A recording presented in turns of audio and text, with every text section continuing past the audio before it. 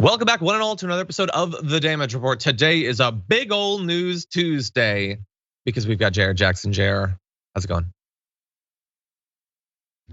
I was trying to shake up my drink and I didn't want you to hear the song while you were introing the show. But now that you've introed me, I can make all this noise I want. The podcast audience is getting a real show there. So you were briefly muted at the beginning of that. So from my point of view, it looked like you were going. There's a party. But you were shaking juice or something. I think is that V8? What's going on over there? This is a country time, like it's raspberry lemonade powdered, but then you go ahead and toss it in here. Yeah, I still do that type of stuff. But you know what? It's not an energy drink, so get off my back. That's true. Yeah, it's election day, so we're getting amped on raspberry lemonade up in the studio. But anyway, it is going to be an exciting day. We will be doing a primary coverage tonight. You've got Alabama, Arkansas, Texas, and Georgia primaries and runoffs. So that's one reason to be excited for today. But also, it's a big old birthday day. Aaron Wysocki, longtime vet of TYT, it's his birthday. Happy birthday to him. Dr. Rashad Ritchie, who's in the studio right now. Happy birthday to Rashad as well. And Jessica Cisneros. That is a whole lot of progressive birthday on one day. I think it's overrepresented, actually. Wow, I mean, the only birthday I knew today was like one of my good friends from college, but I can't say him anymore because who's he? I know, I was actually gonna mention him next. It's Glenn Dominguez. Don't know his name. He's not running for office and he doesn't do any of this political stuff. He should really run for office if he wants us to acknowledge his birthday. But anyway, happy birthday to those three. And of course, Rashad will be joining Jank and myself for election coverage tonight. Fingers crossed, it's gonna be one of the good ones.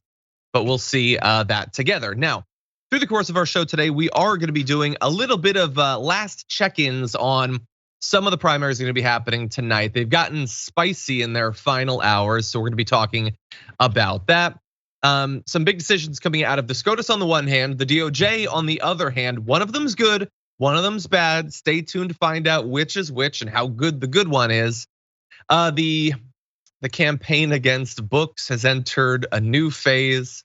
And I also was looking at the Time 100 most influential list, and I was not happy with a couple of things that I saw. So we're gonna break down a couple of those entries. I saw one, I thought, damn you, Time, damn you for what you've done. So we'll be breaking that down. Now, along the way, if you're on a platform that allows for things like liking streams or sharing them, that'd be great. You can do that thing, that'd be wonderful. And if you want to send us any comments, tweets, super chats, anything like that, we will dive into them and reply during our breaks. But with all that said, Jayar Jackson, you ready to do this thing? Let's go. Okay, oh God, we're gonna enter on one of the worst ones. Let's start with this video. Did y'all see what Stacey said this weekend? Said that Georgia's the worst place in the country to live. Hey, she ain't from here. Let her go back where she came from. She doesn't like it here. The only thing she wants is to be president of the United States. She doesn't care about the people of Georgia. That's clear.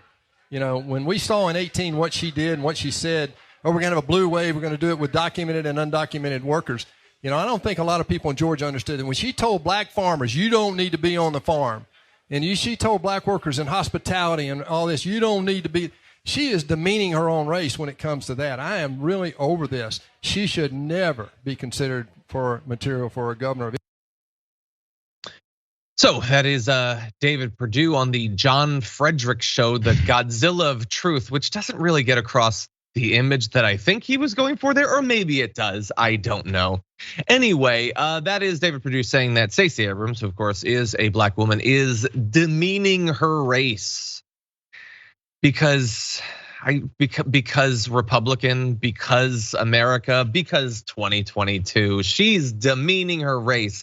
She should be ashamed for herself and for her race, says this white man on the show of another white man to an audience of lots of white men. Jayar Jackson, what do you think? What's the end game here? What's the objective?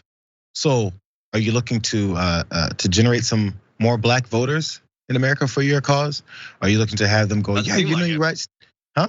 Yeah, it doesn't seem like that's the goal. Like, what is this for outside of to come up with these negativity here? Or he's just mad and he's not thinking. That's what ignorant people do that are biased and think, I'm gonna just say that she's a traitor to her race. What does that mean? I remember this is the same party that said Joe Biden saying that you ain't black if you don't vote this way was a bad thing to say. But now we're gonna go with, hey, she's a traitor to black folks because you know something about black people. And also she should go back to where she came from. Where's that, David? Where is she from? Where did she come from? Are you talking about her ancestors? And where did they come from? And why are they here? Like, well, we can talk about why anyone is here, and we can actually get to the things that you're probably backing the rest of your party in, as to denying that any of our children learn about, because that would be critical race theory if we talk about where people are from. Or if we get into that whole theory about what happens and why our systems are biased against certain people, we might discover that line that you said feeds to that same narrative. And there's a reason why maybe people should learn where those types of racist lines came from and how they still perpetuate in our society and still make biases towards certain people strictly based off of the way they look. Not because they're making any political statements. If you disagree with their political statements, give me political reasons why you disagree with their political statements. I don't know. We don't see a lot of attacks based on substance. We really don't. It's this sort of stuff. It's that she's demeaning her race, and that bothers us because that's our job. We're supposed to demean that race. She's not supposed to do it. Exactly. Now there's not a lot of thought that went into what he said, nor does there need to be. He knows his audience. He knows how low the bars are. I think he probably considered to be somewhat clever what he said about going back where you're from, because she had so she has lived in the state that she wants to govern for more than 2 decades. Now, I think for most reasonable people, you would consider that living there. But you see, at one point, Jayar, she didn't live there more than 2 decades ago. So he's not saying go back to your country. He's just saying go back to Wisconsin or go back to Mississippi, which she lived in briefly. See, if you're interpreting that, sir, as something else, as something racist, that's on you. I'm just saying Wisconsin because she lived there, back in the 90s or something. And that is what they do. Now, the fact that Dr. Oz didn't just move to a different state to run, but arguably doesn't live in the state that he's running in. Do you hear a lot of them telling him to go back where he came from? No, he's not a black woman. He's running in a Republican primary. If it exists, I haven't seen it. But with her, the fact, that's all it's gonna take. If Nina Turner took a vacation somewhere, they're gonna say go back where you came from because they know that line sells and they can't wait to deploy it. This is our politics now. This is what drives people. Can anybody who supports David Perdue tell me what he is in favor of? What is he campaigning on outside of the 2020 election was stolen and Stacey Abrams is Satan reincarnate, right? That's what it is. That's their basis. Hate that person. Don't pay any attention to anything that I'm saying I'm gonna do, because you definitely don't want to hear that. We're not doing anything for you. We're just trying to anger you enough to make you vote for us. And by the way, I want to give you some. 100%. I want to give you some of Stacey Abrams' response. She, by the way, tries to take it to the substance. More power to her in trying to do that. But here's what she had to say when asked about these comments. Which means the poorest among us who are in the most desperate need of help are still being told by this governor and this Republican Party, we will not help you. You don't deserve our support. I will stand on my record, I will stand on my work, and I will stand in the space where I have lived I've been back for more than 20 years. And what I will tell you is that I love Georgia. I've been to every single county in this state. And what I hear from person after person after person is they just want a chance to thrive. So she has to respond to attacks from both Kemp and Perdue, who, look, admittedly, they're also attacking each other, and we'll get into a little bit of the Republican politics there. But both of them want to run more against Abrams than they do against who they're tonight going to be going up against in the actual primary. So she's going to try to focus it on what's going on. By the way, the racist attacks that we played for you came about as a result of not her invoking race. The comments that Perdue was responding to don't mention race at all. What she said was, I am tired of hearing about being the best state in the country to do business when we are the worst state in the country to live. So she is contrasting a business-friendly environment with an environment that is good for the people actually living there, saying when you're number 48 for mental health, when you're number 1 for maternal mortality, when you have an incarceration rate that's on the rise and wages that are on the decline, then you are not the number 1 place to live. I think she makes a very good point. She is talking about the actual environment for people living in that state. And that is not anything that some Republican wants to run on. They want to talk about CRT, or they want to talk about Texas's border or something like that, Jayar. She is trying to focus on what's actually going on in that state, and they're going to attack her for that. Does David Perdue support the guy that endorsed him, Donald Trump?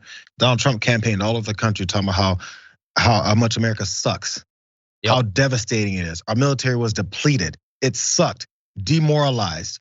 Our country was backwards. It was on the ground. Everyone else is beating us. We suck. He said it so many times that people were like, I guess we got to make America great again. Because America sucks, right, Donald? That's what he said over and over and over again, and somehow they back that up. But when someone says, hey, the people that live in this state aren't getting the opportunity to this American dream that we like to preach to everyone because the business community gets it, but people don't. Oh man, you're criticizing America. I can't believe you hate the state of Georgia because she's trying to run to help change it. Consider you don't have much to go off from her actual statement. You have to come up with something. Again, the basis for the Republican Party. Now, if Abrams came out with hats that said "Make Georgia Great Again," they'd be like, "How dare you imply it's not great?" Now, I would have an issue with the hats because, both because it's invoking the MAGA thing, but also because there are regions of this country that have never been great for very significant portions of their population. Wanting things to improve, I think is acceptable. I think that that's sort of a prerequisite for wanting to be involved in government. But they will, of course, pitch that when they're the incumbents as a bad thing. When they're out of power trying to get back in, then suddenly it's the most reasonable thing in the world. Remember Michelle Obama said, for the first time in my life, I was proud of my country. I'm paraphrasing, I remember exactly the line. Yeah. Hair was pulled, eyes bugged out of heads, and then heads were spinning. They were like, how dare she say that the country who oppressed her people and murdered her ancestors, she's proud of them for doing something that's not racist and absolutely oppressive behavior. How could she? How could she? Because her country's done it to her for her ancestors' entire lives. That's why. But someone else can say America sucks and they're great. Sorry, I'm done talking about this. It's a joke. It's the cupboards were bare.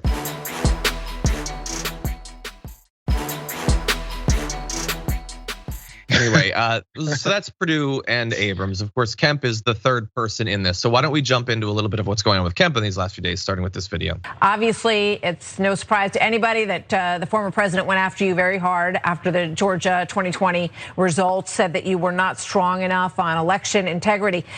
Well, Martha, I would just say, I'm very appreciative, still am, of everything that President Trump and Vice President Pence did for our state, especially during the pandemic.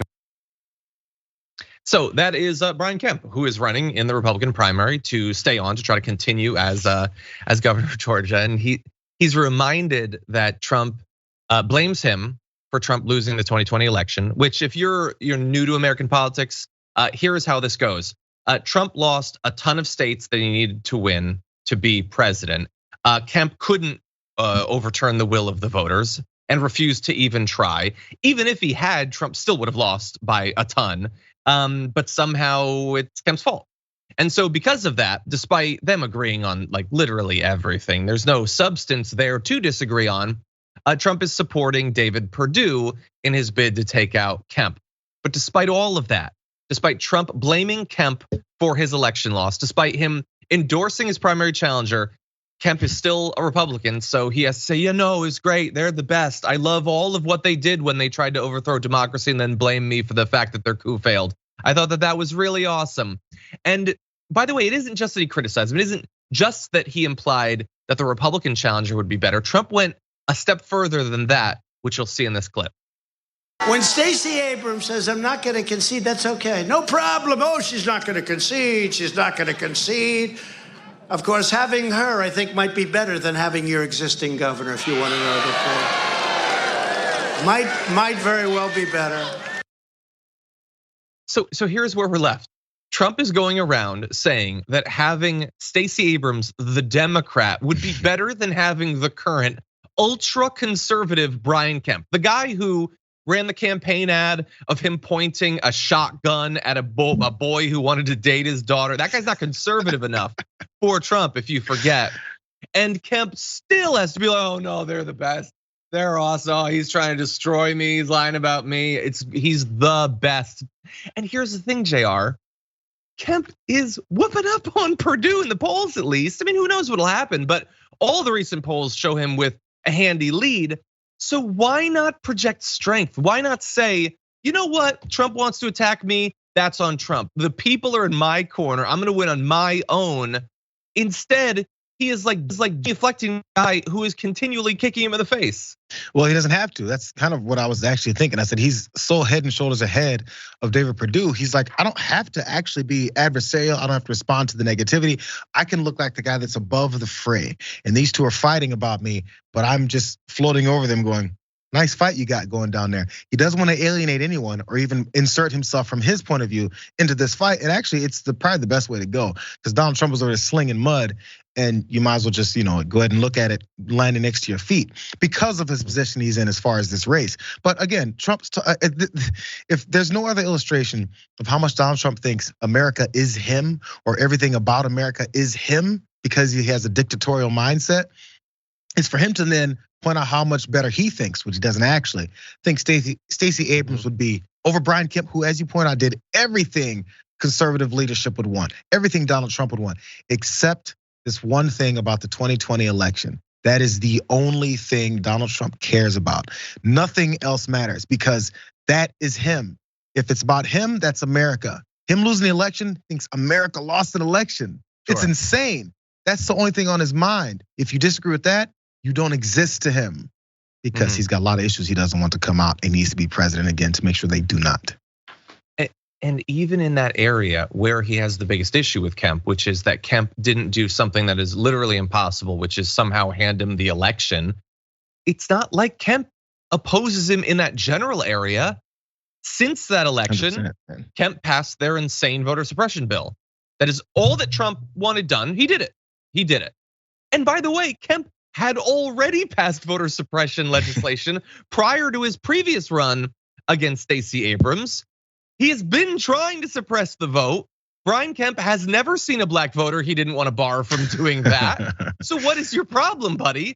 Like, he's already doing everything that you want, but that isn't enough. It isn't enough. And Kemp has an opportunity here to realize this is a cult. It's insane. He's not gonna distance himself. And look, I get that on some level. You're sort of right about staying above the fray. He is currently leading. Maybe if he were to viciously attack Trump, that lead could fall apart. But man, after the primary, just do it. You've already made it effectively impossible for the Democrats, or as much as you can with legislation, made it impossible for the Democrats to win.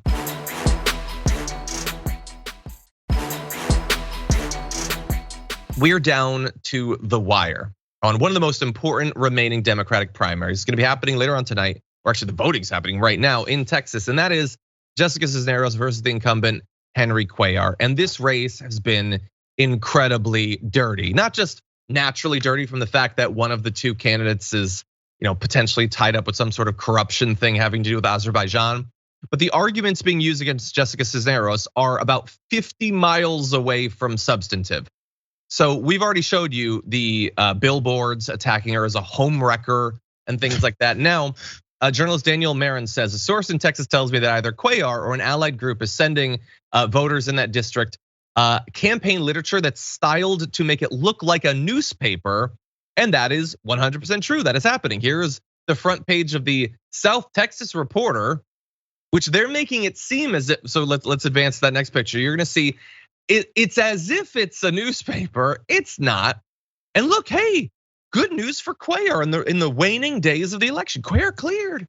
Congressman not a target of federal probe. Now, I will say, first of all, the fact that you have to make a fake newspaper is fairly embarrassing. The fact that you would have to be cleared from a probe, that isn't the best thing for your incumbent. Also, it's not true. So representatives from the FBI have refused to clear Henry Cuellar of wrongdoing, stating that both the FBI and the DOJ do not comment on the existence of any investigation. Furthermore, no other media outlets have been able to confirm the report that you're seeing right there that Cuellar is innocent. So it's not even true that he's been cleared, and it's being passed around with this fake newspaper, Jayar. So just how embarrassing is that? Jayar, you're muted. Damn it, sorry.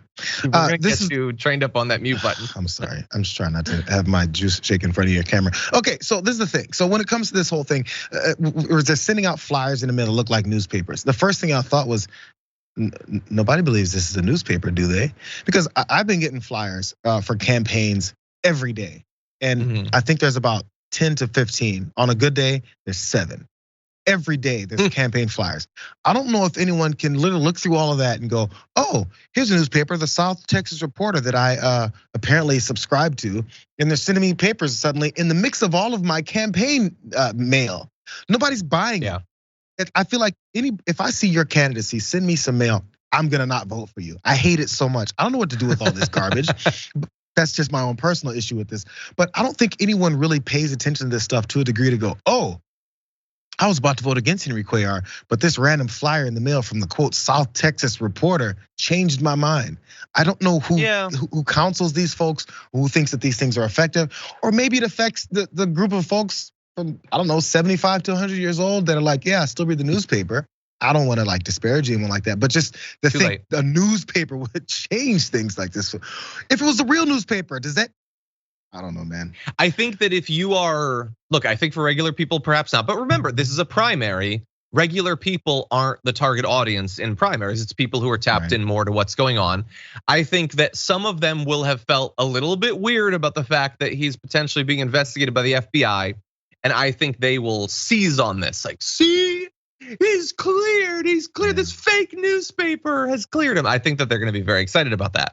And I think that sort of person is going to be very excited to change the conversation from whether Henry Cuellar is even really a Democrat, whether it makes sense in this day, particularly in Texas, to have a Democrat who thinks you shouldn't have reproductive rights. Does that make sense? Does it make sense to have a Democrat who voted such a significant percentage of the time with Donald Trump when he was president? Does that make sense? No, they don't want to have that conversation. The conversation they want to have is scandal in South Texas.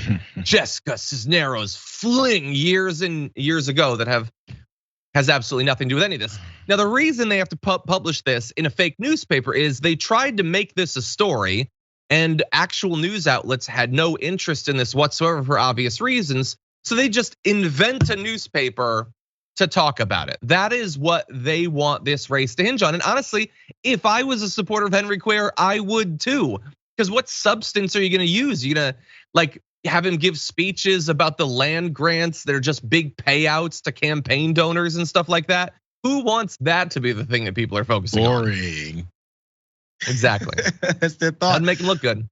Yeah, we got to go back to the sex scandal because that's what actually drives American politics. That's apparently what decides what our legislators and our Congress people, senators are going to do, all to governor and president. We have to worry about their sex scandals so that they can write the kind of laws that help us get health care. It has absolutely nothing to do with actual reality. It has to do with tapping into people's emotions. Yes, Democrats do it too, especially in primaries like this when a progressive is actually challenging an establishment guy. Yeah.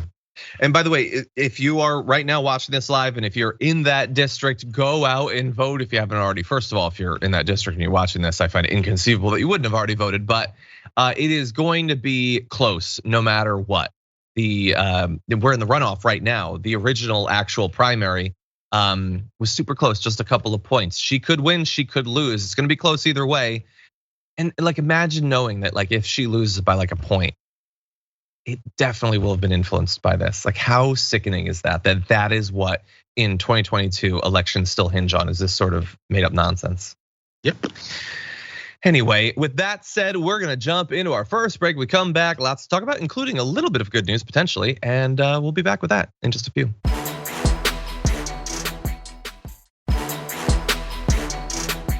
Okay, now getting back on topic because now we're on the show.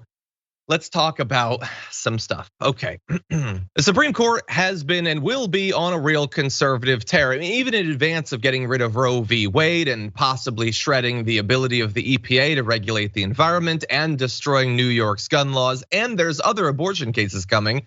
They now have this. Earlier this week, they effectively gutted constitutional protections that for years have provided a federal out for those who at the state level believe that they did not get the legal counsel that they were deserved, that evidence wasn't seen, that they were failed by the legal system. This allowed them to appeal to another level to potentially have justice be served. Well, that is done. They're getting rid of that.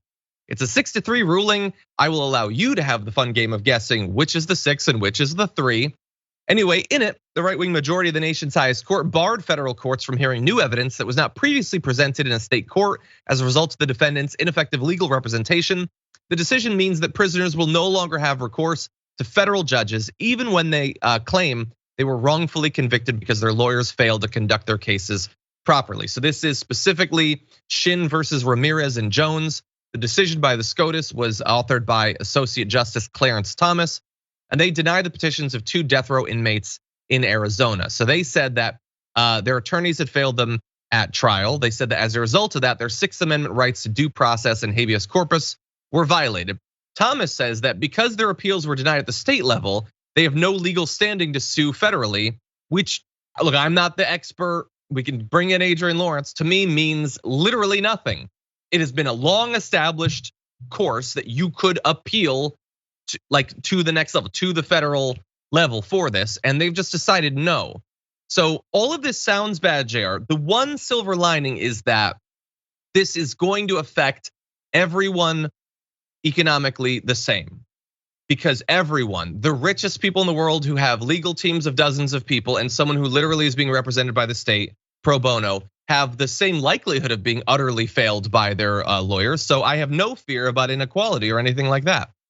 I feel like it's kind of already been that way, but this is just really ramping it up. So then after you then discover, or it has been proven outright that your representation wasn't representing you, or that in many cases we see in prosecution, flub or just come up with false evidence or ignore things that would exonerate the victim, the defendant, all these types of things that once it's discovered, many people have been exonerated later. Many people that were put on death row were try to get them off, or after they've been killed, then we discover later, oh, my bad, he didn't do it.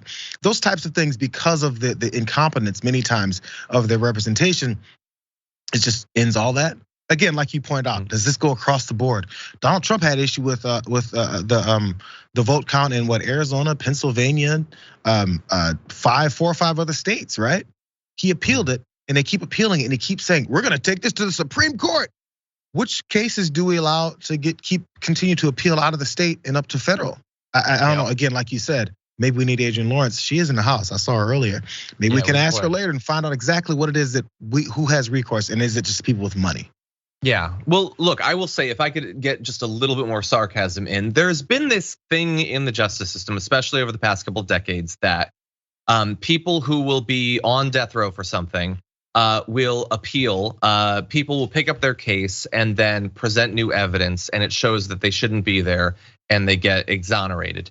And that makes people really uncomfortable, because think about that. If that hadn't happened, we would have had direct proof that we're executing innocent people. So I think that needs to be fixed by not having it revealed that we execute innocent people, and we just go back to executing innocent people. That would make me, or at least people like me, very comfortable. And so I think that Clarence Thomas is doing a social good in pushing for that. No, that literally is what this is. They know about these injustices. They know that there are incredibly unequal outcomes based on how much resources you have for your legal defense. And rather than fixing that, they are simply going to cover it up effectively by cutting off your legal recourse after a certain point.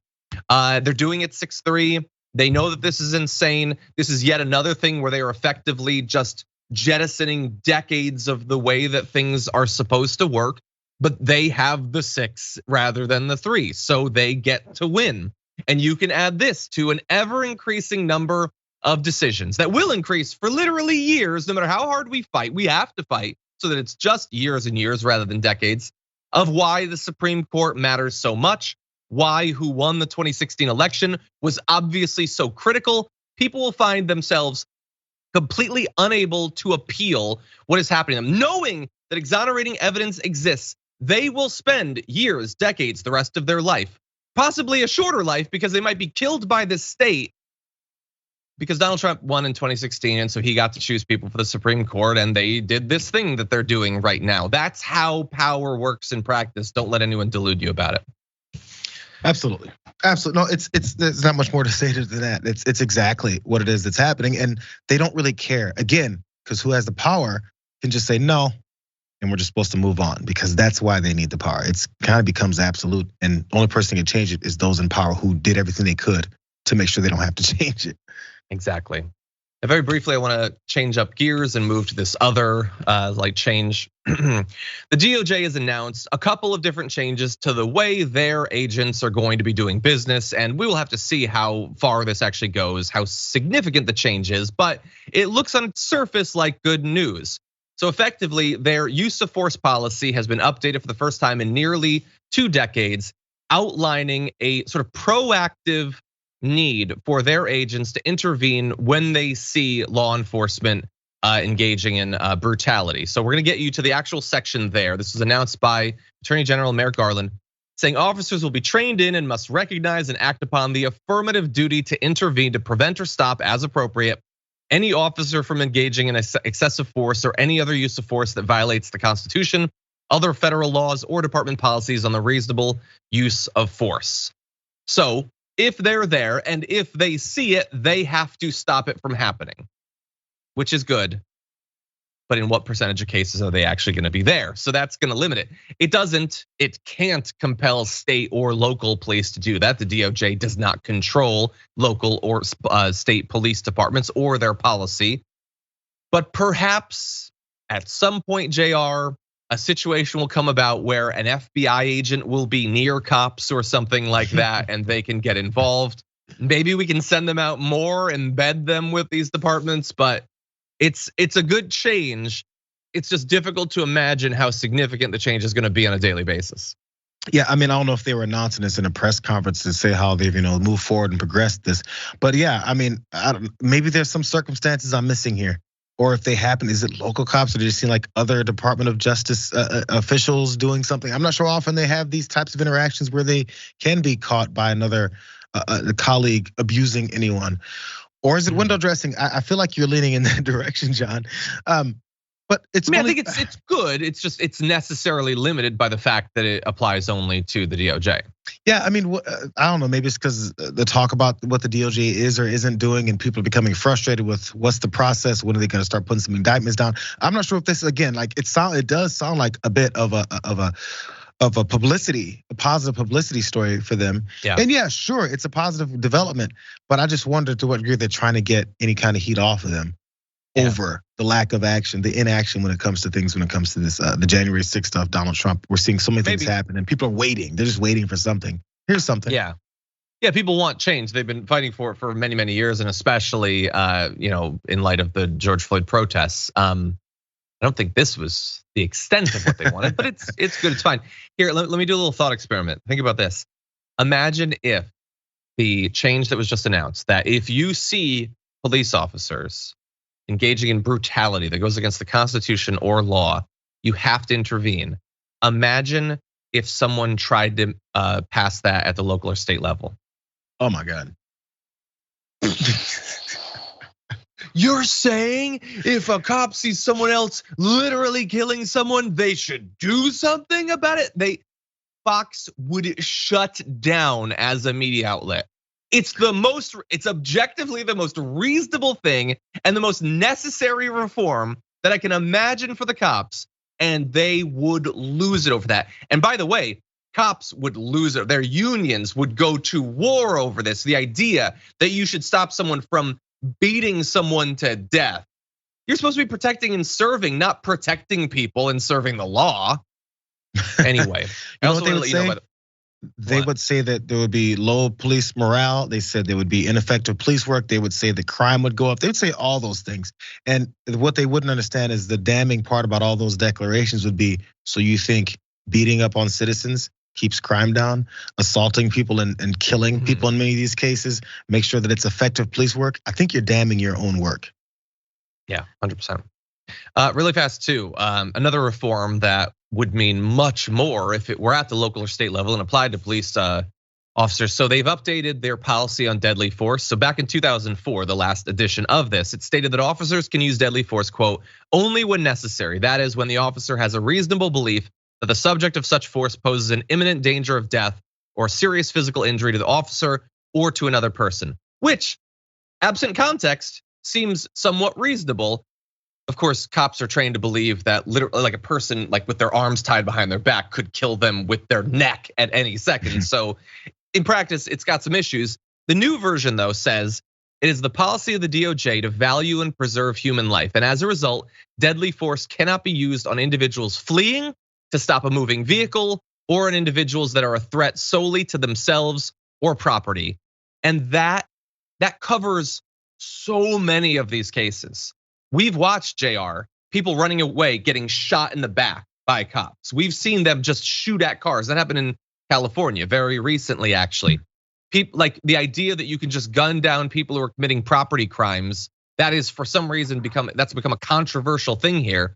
If that change by the DOJ was applied to local and state police, that would be very significant.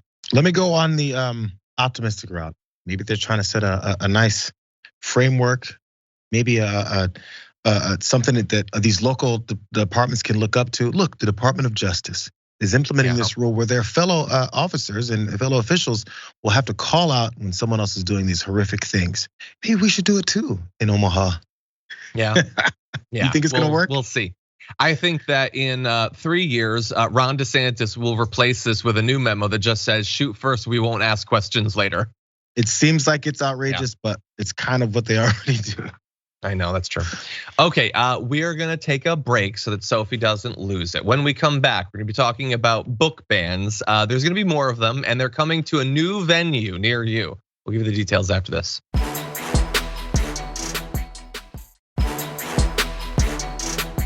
The right wing believes 3 things. 1, that free speech is important. 2, that cancel culture is bad. And 3, there are a lot of books that you need to be barred from ever having access to. And up until recently, most of them have been satisfied to ban these books in places like public libraries or in schools, saying that, well, okay, I get what you're saying, that it seems bad to ban books, but should kids be seeing this stuff?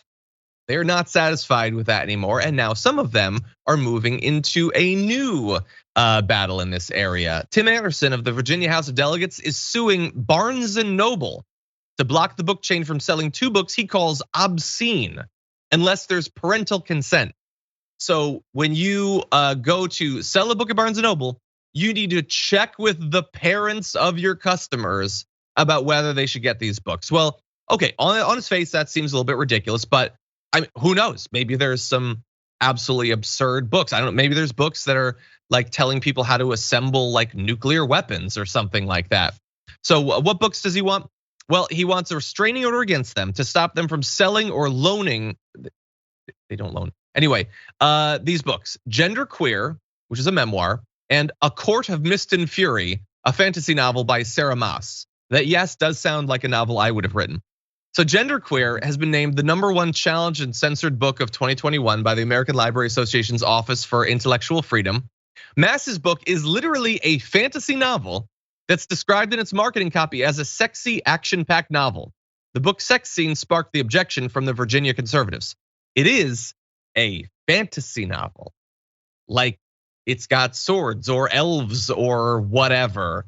And I guess fictional characters have sex. It's in words, you can't see it, let alone do it. It's just words on a page. And so they want to get rid of that. And I guess presumably, Jayar, if they have a problem with people having access to sex scenes, and they're gonna be coming for 50 Shades of Grey and its sequels. I haven't read Twilight, but that gets pretty sexy at times, right? Maybe we need to ban those vampires, Jayar. What children that this guy apparently, or these conservatives, think are showing up at Barnes & Noble to purchase books like Genderqueer and A Court of Mist and Fury, because they just scramble to those books? I hope that they do. I hope that they read A Court of Mist and Fury. That actually sounds kind of cool. I might have to read it now as a result of that. You're interested in that. And you know what? And I'm not saying this, that there's no children that are. I'm not sure the age range we're talking about. Maybe we're talking about tweens to younger teens. I don't know that he's concerned about being indoctrinated. But if they then go and find themselves in those sections, they've already read stuff similar. They've already more interested in these types of topics. So you're not really protecting them from being exposed to something that you think is going to happen. I need them to wrap up these types of lawsuits and declarations by telling us what then happens to this child's brain after they read something. Then what happens? I need you to give me reasons and actual evidence as to what it is that leads us to down this road of banning books from a bookstore that wants to sell them because they're its own private company, from selling books to people who aren't going to look for them. And if they are, they've already read something like it before. We have this thing called the internet. If kids want to find out something, they have a pretty good way of finding it out. Yeah. This isn't going to stop anything. This is for his own political motivation. Let's keep it real. When I used to go to the library, because I did and still do think that libraries are like literally the coolest places ever. I would go there and I found old, like original edition Dungeons and Dragons books. And if anybody has read any of these, you maybe know that the books that describe the monsters would have art, and some of them had really poorly done black and white nude boobs. And it wrecked me. I was done as a human for all time. Decades later, I am so broken that I write novels about mice and crows going on adventures together. No, but that is seriously, they think that those things would break you. D&D in particular would break you. They really do think that. They're now getting into literally, like they finally found an area where they think businesses should be regulated, but it has to do with like making sure that people can't see Dobby the elf get it on or something. That's where they think this should go. By the way, Barnes & Noble says that they carry thousands of books whose subject matter some may find offensive. We ask that our customers respect their responsibility to offer this breadth of reading materials, and respect also that while they chose not to purchase many of these themselves, they may be of interest to others. What they're basically saying is, hey, you don't have to buy these books, but other people want to, and that should be allowed because of America and all of this. You know, the freedom stuff that you guys love to say, that you believe that cancel culture is bad. When you are going into Barnes & Noble, which somehow is still in business, I think that's a miracle literally every day that a bookstore exists, then you think, no, I can't take the idea that off in Wisconsin, some kid would read this book that I've never read. That is a maddening way to live your life.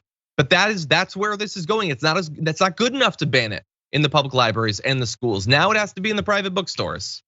Think about it this way. Say 1,000 kids read this book. Say 10,000 kids read this book. What does that happen? What has happened to society because of it? After they've read the book, say all 10,000 of them have been brainwashed because they read this book, and now suddenly they're this vile, abhorrent human being that I don't know what it looks like, but whatever pictures in these people's heads that they've all become. What are they concerned about them then doing? Go killing everyone? Are they zombies? I need to know what it is that happens after they read this book, and then why it's such a detriment to society where you need to go this far to make sure that it doesn't happen. Then after you give me all that BS, because it's not gonna be a good answer, tell me how many kids are suffering from a lack of access to childcare because their parents have to work, or have no economic future because their parents have to struggle and deal with these types of things, but get suppressed by our politicians like this. Tell me about the negative things that happen to children that we allow to happen to children shot up in their schools, and we do absolutely nothing about it. Nothing about the gun laws and how easy it is to access it and go shoot up schools and people die from it. After all those numbers, we talk about the actual negative things that happen to children that we are okay with, compared to whatever it is you think happens to kids that read these books, and it means absolutely nothing. You gotta compare it to real life situations and understand these people are not dealing in reality, they're dealing in their power structure and trying to get back into office and say, I'm the holy one who's banning books. And Barnes & Noble and B. Dalton, remember B. Dalton? Vaguely. Remember Walden books? Yeah. Anyway, they're just trying to terrify parents. That's all it is. It's just there's scary, sexy stuff. It's scary and it's sexy, and your kids shouldn't see it, because then what will happen? And that's all it is. Meanwhile, nobody reads. And I consider that to be a bad thing. They're perfectly happy with that. They're perfectly happy with us cruising into the world where nobody ever cracks a book. If it were me, he's in the Virginia House of Delegates. This isn't just a rando. It is a rando, but it isn't just a rando. I would be trying to make 100% of the money you spend on books tax deductible, honestly. If we can get more people to read. Have you read the numbers for people reading, especially young boys? It just doesn't exist anymore. And honestly, if it takes some sexy elves getting it on, if that's what it takes to get them to read, I think we should be encouraging that personally. No, I'm sort of joking there. I have been seriously thinking about like when I saw those numbers about how like boys just do not read, like it's none. Right. By the way, adult men also don't read. Women make up the vast majority of people who read, which is 100% to their credit. I thought like, should I like start a nonprofit or something? Would that be considered wrong? Cause it's really an apocalypse for boys not reading. Would it be wrong to focus on it? Would people consider that to be exclusionary? It wouldn't be wrong, John. It just wouldn't work. It just well, I'm fine with failing. Have you seen my life? But I think I should fail towards books. I don't know. There are groups that try to encourage kids to read. That is true. But I wonder if maybe if a focus would help break through. I don't know. There are good books. I read so much growing up, and I still do. Anyway, with that said, we should jump to our last story because I haven't left myself nearly enough time for how mad I am by this. Okay. I was cruising through the Time Top 100 Most Influential People of the World because I'm a deeply broken person who hates myself and want to make myself unhappy. And I came across this. One of those 100 is Kyrsten Sinema. Now she had a write-up, as you do, by Lisa Murkowski. So a Republican senator considers herself to be really important. Here's the reasons. Kyrsten Sinema is a champion in the US Senate and one of the primary reasons that America's infrastructure is finally being upgraded. That is a completely nonsensical statement. That bipartisan bill could have been passed at any point in the last 10 years. She is one of the reasons that that's as far as it went, that we didn't do more funding. But she continues, I've worked alongside her on a number of initiatives, but none of them highlight her style and impact more than last year's Infrastructure Investment and Jobs Act. She was a leader throughout, pushing for common sense bipartisan solutions that will benefit Arizonans, Alaskans, and all Americans. All of that stuff, the elder care and the funding for education and the green energy and all that stuff presumably would not benefit those people, the stuff that she blocked almost unilaterally. She's original, determined, and incredibly smart. But it is her fearless approach to legislating that makes her a force to be reckoned with. She understands the importance of consensus, like bringing together the business community that supports the Democrats and the business community that supports the Republicans. She believes in consensus there. But I'm gonna jump to the last graphic because this is the biggest spit in your eye that you'll ever get from an editorial. She is keenly focused on outcomes with a view toward the greater good, not for personal or political gain. It's an honor to serve with her and call her my friend. That Lisa Murkowski is, can I say taking the piss out of us? Because she's taking the piss out of us with that. That is spitting right in your face. That is the greater good. We couldn't have had the elder care or the funding for community colleges because that wouldn't be for the greater good. She's 100% concerned with her own personal advancement and definitely those of her donors. Jayar, what do you think? If this isn't personal or political gain, as she points out, it's not for personal or political gain for Kyrsten Sinema. This is written up by Lisa Murkowski, Republican. That's already a political thing here because you cross it out. She's bipartisan. She works across the aisle with her colleagues. Isn't she more American than the rest of us? Number two, she points out again, Kyrsten was a leader throughout, pushing for common sense, bipartisan solutions. More of that will benefit Arizonans, Alaskans, and all Americans. If you're trying not to focus in, or if you just say it's all Americans, why do you have to throw out first Arizonans, then Alaskans and Americans? Arizonans and Alaskans are also Americans. You can totally encompass all the people that she's benefiting by saying Americans. But you have to point out your state, you have to point out her state, because that's a campaign thing. That's hey, she's benefiting these states. Why would you point out the states specifically and separate from the rest of America? Because this is a really close. This is a BS political statement to up her status as this across the board bipartisan above the fray politician. This is a political statement. That's why she said it's not in the middle of it. Just in case people read it and going, this sounds like a political statement. Lisa Murkowski, no, it's not. We're supposed to believe it just because she said it, despite what she said. Absolutely just insane.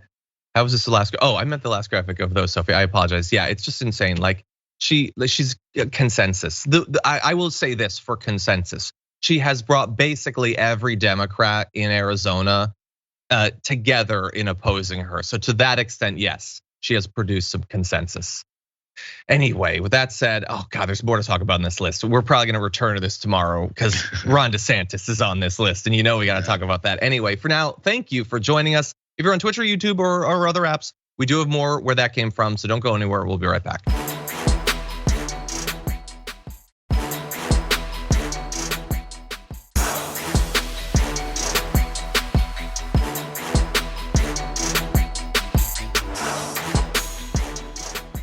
Thanks for listening to the full episode of The Damage Report. Support our work, listen ad-free, access members-only bonus content, and more by subscribing to Apple Podcasts at apple.co/TYT. I'm your host, John Adarola. I'll see you soon.